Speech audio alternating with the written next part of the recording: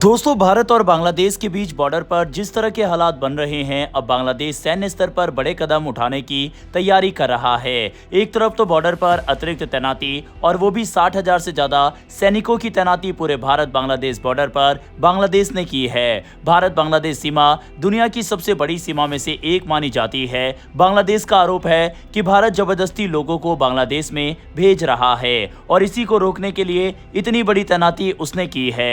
लेकिन बात खत्म नहीं होती। बांग्लादेश दक्षिण एशिया का अगला ड्रोन हब बनने की तैयारी कर रहा है और चौंकाने वाली बात यह है कि इसमें बांग्लादेश की मदद अमेरिका और तुर्की कर रहे हैं। दरअसल बांग्लादेश सेना एक नई ड्रोन रेजिमेंट बनाने की तैयारी कर रही है। आसान भाषा में कहें तो ये सेना की ऐसी विशेष यूनिट होगी जो आधुनिक ड्रोन संचालित करेगी। इन ड्रोन का इस्तेमाल सीमा पर निगरानी रखने, खुफिया जानकारी जुटाने, संदिग्ध गतिविधियों पर नजर रखने और सैन्य अभियानों में सहायता के लिए किया जा सकता है। आज की दुनिया में ड्रोन सिर्फ एक कैमरा उड़ाने वाली मशीन नहीं रहे, बल्कि आधुनिक युद्ध और सुरक्षा व्यवस्था का बेहद महत्वपूर्ण हिस्सा बन चुके हैं। दिलचस्प बात यह है कि इस परियोजना में अमेरिका और तुर्की दोनों की भूमिका बताई जा रही है। रिपोर्टों के अनुसार बांग्लादेश के लिए एक आधुनिक ग्राउंड डेटा टर्मिनल भी विकसित किया जा रहा है, जिसमें तुर्की तकनीकी सहयोग दे सकता है। ये ऐसा सिस्टम होता है जो ड्रोन द्वारा भेजी गई तस्वीरों, वीडियो और अन्य जानकारियों को तुरंत कंट्रोल सेंटर तक पहुंचाता है। यानी अगर कोई ड्रोन सीमा या समुद्र के ऊपर उड़ रहा है तो उसकी हर गतिविधि को जमीन पर बैठे अधिकारी रियल टाइम में देख सकते हैं। इस पूरे घटनाक्रम ने तब और ज्यादा ध्यान खींचा जब 31 मई को बांग्लादेश के बरगुना तट के पास एक रहस्यमयी समुद्री उपकरण मिला। बाद में पता चला कि अमेरिकी नौसेना का एक ऑटोनोमस अंडर वाटर ग्लाइडर था। ऐसे उपकरण समुद्र के भीतर चलकर पानी की स्थिति, समुद्री गतिविधियों और अन्य महत्वपूर्ण जानकारियों को इकट्ठा करते हैं। इस घटना ने यह संकेत जरूर दिया है कि बंगाल की खाड़ी का क्षेत्र दुनिया की बड़ी शक्तियों के लिए पहले से कहीं अधिक महत्वपूर्ण होता जा रहा है। इसी बीच तुर्की के विदेश मंत्री हाकान फिदान ने ढाका का दौरा किया।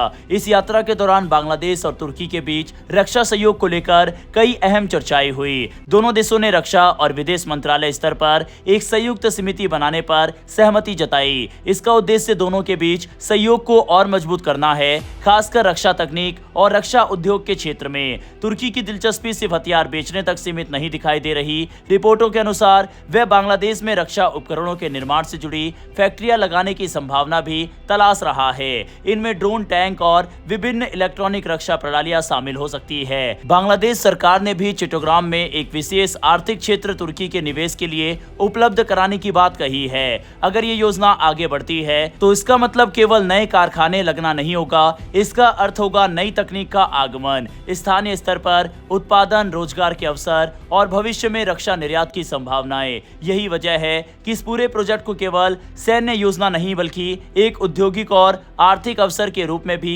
देखा जा रहा है। यहाँ एक सवाल उठता है कि आखिर तुर्की को लेकर इतनी चर्चा क्यों हो रही है? इसका जवाब तुर्की के पिछले 20 वर्षों के सफर में छिपा है। एक समय था जब तुर्की अपनी अधिकांश रक्षा जरूरतों के लिए विदेशों पर निर्भर था, लेकिन लगातार निवेश और सरकारी समर्थन की बदौलत उसने अपनी रक्षा इंडस्ट्री को मजबूत बनाया।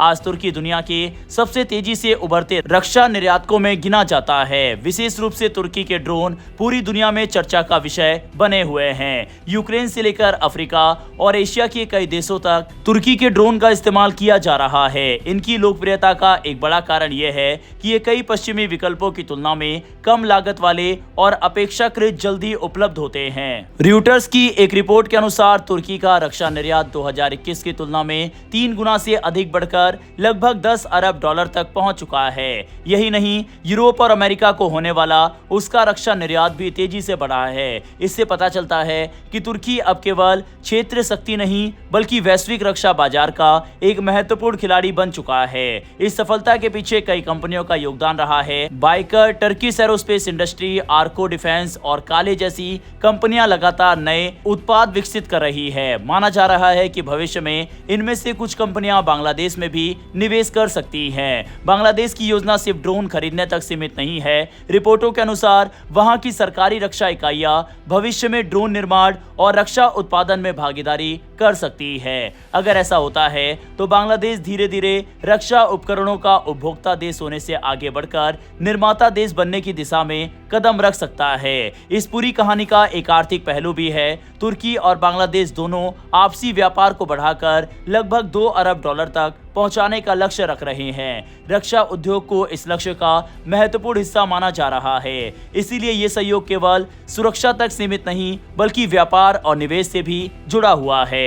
फिलहाल ये सभी योजनाएं शुरुआती चरण में है और इनके पूरी तरह लागू होने में समय लगेगा, लेकिन इतना जरूर कहा जा सकता है कि बांग्लादेश आने वाले वर्षों के लिए एक बड़ी रणनीति पर काम कर रहा है। वे अपनी सैन्य क्षमता बढ़ाने के साथ साथ रक्षा उद्योग को भी विकसित करना चाहता है, जबकि तुर्की नए बाजार और नए साझेदार तलाश रहा है। दूसरी ओर अमेरिका भी इस क्षेत्र में अपनी रणनीतिक मौजूदगी बनाए रखना चाहता है। यही कारण है कि बांग्लादेश, तुर्की और अमेरिका के बीच बढ़ता सहयोग केवल 3 देशों की कहानी नहीं है। इसके प्रभाव पूरे दक्षिण एशिया और बंगाल की खाड़ी क्षेत्र में महसूस किए जा सकते हैं। आने वाले वर्षों में यह देखना दिलचस्प होगा कि ये योजनाएं कितनी सफल होती है और क्या बांग्लादेश वास्तव में ड्रोन और रक्षा उत्पादन का एक नया केंद्र बन पाता है या फिर नहीं। बहरहाल इस वीडियो में इतना ही। फिर मिलेंगे ऐसी एक नई वीडियो के साथ। धन्यवाद। जय हिंद, जय भारत।